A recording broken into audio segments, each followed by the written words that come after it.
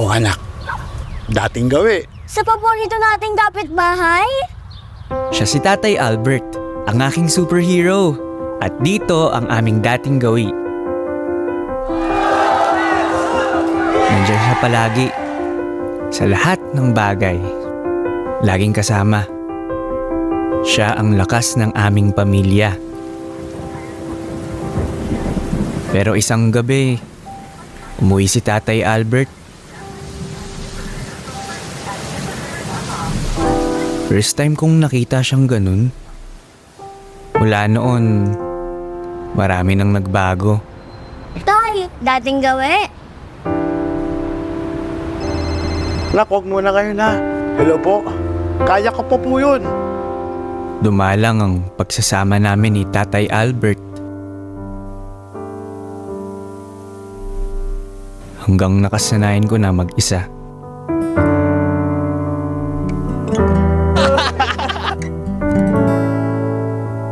Habang si Tatay patuloy sa pagkayod.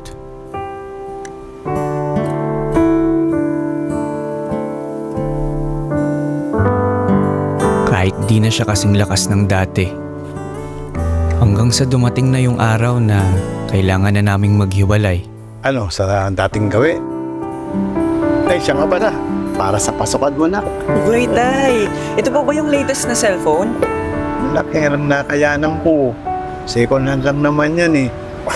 Salamat ka rin po. Alam kong ginagawa ni Tatay ang lahat ng makakaya niya para sa amin. Yun din ang gagawin ko.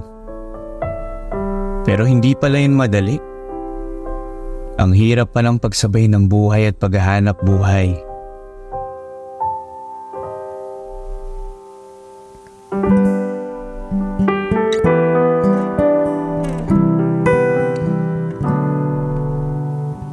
Uy, paano ba to?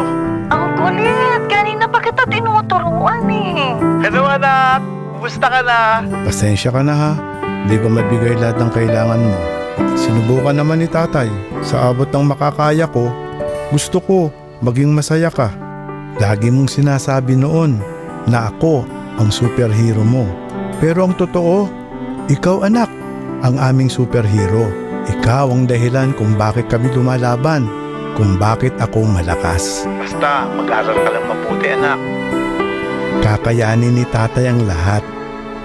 Ako pa ba? Diba superhero tayo?